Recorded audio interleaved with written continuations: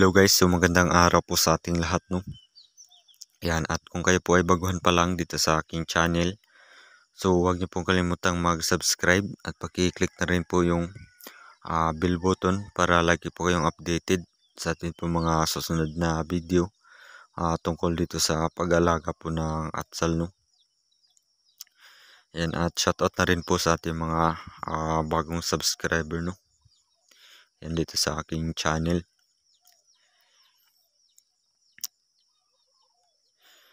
At pasensya na po kayo guys kung ngayon lang po tayo ulit nakapag-upload ng video. Gawa po ng lagi po kaming busy dito sa aming mga ginagawa. So hindi ko rin po kayo guys na update doon sa aming first harvest hanggang 7 harvest. Dahil ito guys ay nakapag-harvest na po kami nito ng 7 harvest. Yan, so hindi ko po kayo na-update guys dahil during harvest po namin, so gusto po ni buyer na pagkatapos ma-harvest yung atsal, so deliver ka agad. Kaya nagiging busy din po kami guys.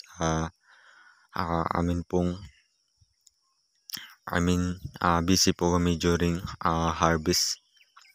Kaya ngayon lang po tayo ulit nakapag-upload ng video.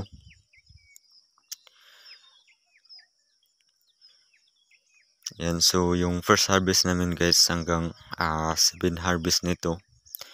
So bagsak yung presyo. So mura po yung atsal ngayon guys dahil sa oversupply po tayo. So kapag marami po yung atsal, so bumabagsak po siya dahil sa sobrang dami na po. Yan, kaya dito sa aming first harvest guys hanggang 7 harvest, so bagsak po yung presyo.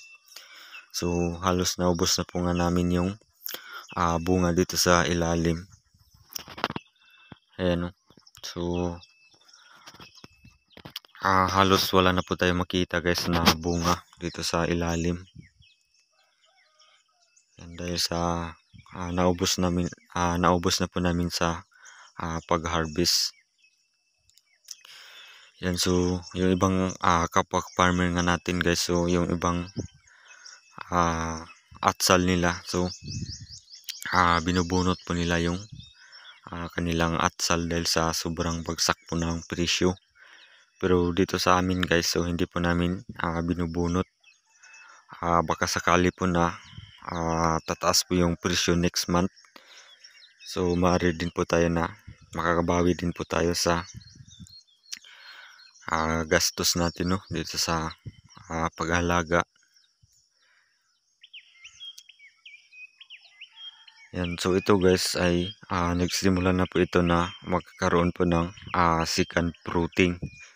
Yan, so kung makikita nyo po dito sa taas, yan, so meron na po siya mga maliliit na bunga guys. So meron na rin pong kagaya po nito na medyo malaki na. Yan, so mataas po yung kanyang bunga guys. So ito guys ay hindi po namin ito binubunot. Yan, dahil yung second fruiting po nito guys, kapag ito po ay maalagaan po natin to, so mas marami po yung mabubuo na bunga dito sa kanyang second fruiting guys, compared dito sa first fruiting. Dahil dito sa first fruiting guys, so makikita nyo po dito sa ilalim, so konti lang po yung kanyang sanga dito sa ilalim. So kagaya po nito, so dito po nakakabit yung bunga, so dito sa sanga na ito.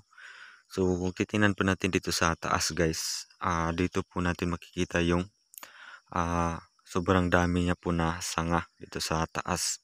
So kung ito po ay malagaan natin, so mas marami po yung mabubuo nito na bunga dito sa taas compared dun sa ilalim. Kaya ito guys ay hindi po namin binubunot. Baka sakali po na next month tataas po yung presyo, so meron din po tayong harvest. Yan. So kapag nagkaroon na po ng second fruiting yung ating atsal guys, so kapag hindi po siya kukulot yung kanyang dahon, so mas marami din po yung ibibigay niya na bunga dito sa taas.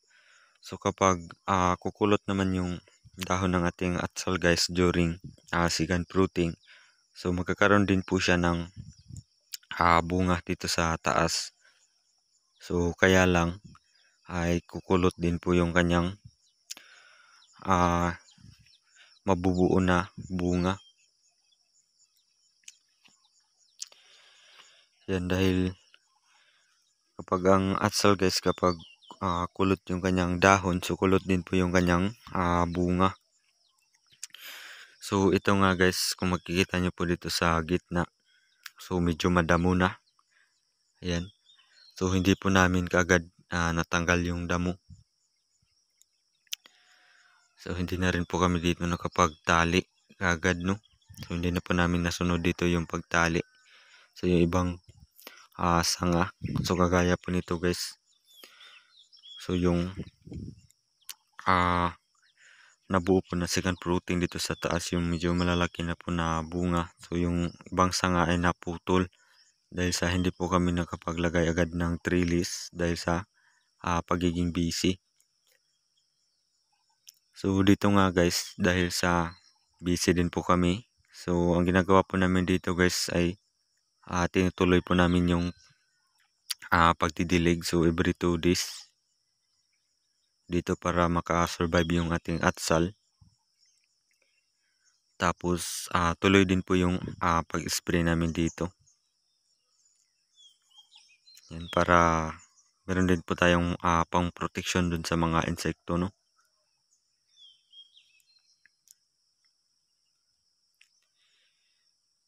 Yan, so kahit busy guys, so nagdidilig pa rin po kami para yung atsal natin so makasurvive po siya sa init. Dahil dito sa amin guys ay nasa 2 weeks na po dito na walang ulan. So malapit po mag 3 weeks. Yan. Kaya kailangan din natin yung pagdilig. Tapos tuloy din po yung pag-spray namin para malagaan po natin yung atsal, no. Para hindi po masipsip ng mga insekto yung kanyang dahon. Yan, so ganito po yung kanyang second fruiting guys. So sobrang dami po yung kanyang mga maliliit na bunga dito sa taas, at saka yung distance po ay nakaganyan lang po siya. So tingnan nyo po guys, so sobrang dikit po yung kanyang mga bulaklak at saka yung mga maliliit na bunga.